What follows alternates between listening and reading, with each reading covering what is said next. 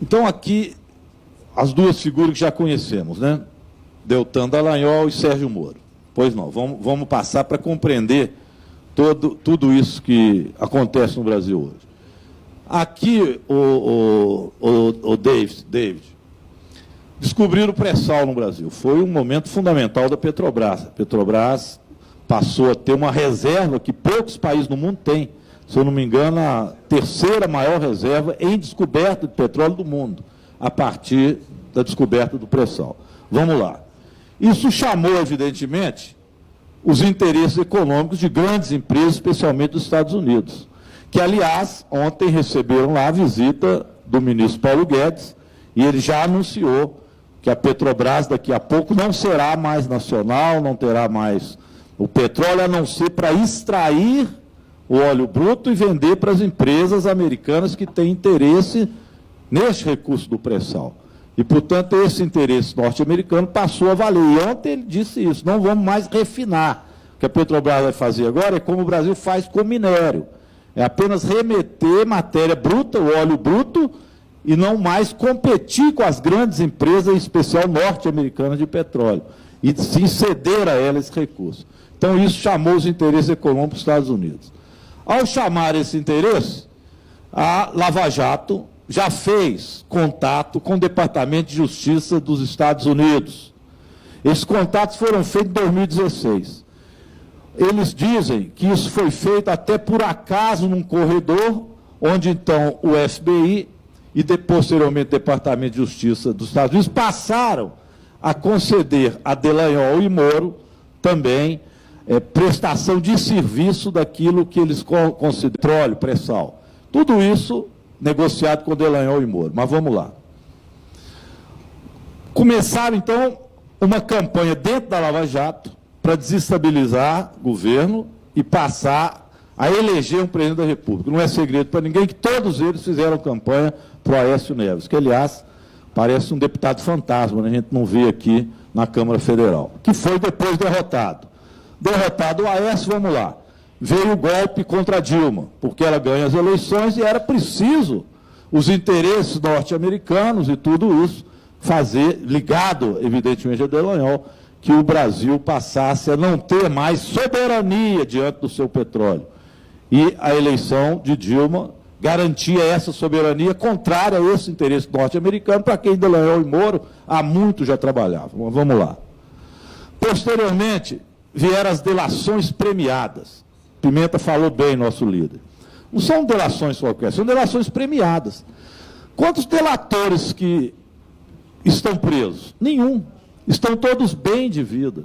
Fazem a delação que Dallagnol e Moro querem, e através desta delação premiada, eles vão sendo liberados e vão incriminando quem eles querem. Vamos lá.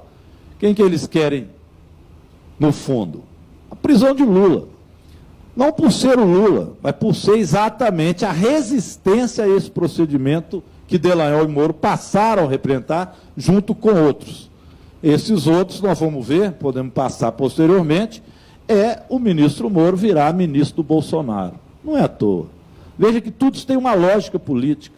Ele passou a ser ministro de Bolsonaro, ele foi o principal responsável pela prisão de Lula, ele e o Dallagnol, olharam as delações premiadas, já tinham derrubado a Dilma, tinham feito campanha para o Aécio, tinham ligações com o Departamento dos Estados Unidos, tinham interesse econômico dos Estados Unidos no pré-sal. É uma lógica, Dallagnol.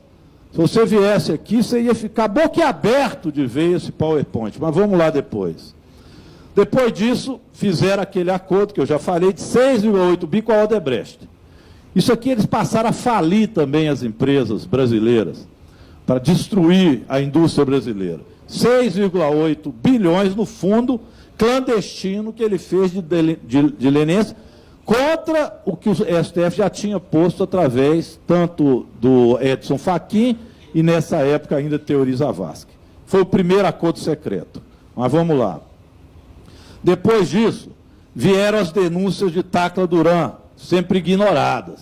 Vocês lembram disso? Tacla Duran disse logo, olha, essas delações premiadas que estão fazendo lá, elas são feitas com a compra do depoimento, que depois nós ficamos sabendo que no caso da Odebrecht custou 6 milhões 5 a 6 milhões para quem quisesse denunciar o que eles queriam escutar para poder prender o Lula, e o Tacla Duran já fez essa denúncia e agora está sendo investigado por Dallagnol, que entrou com ele contra ações, mas jamais investigou as denúncias que Tacla Duran tinha contra a compra de delações em desfavor do Lula. Vamos lá, terminando.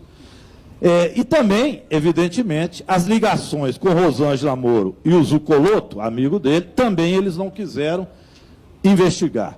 Então, a relação da denúncia do Zuccolotto com a Rosângela Moro, a cônjuge dele, né?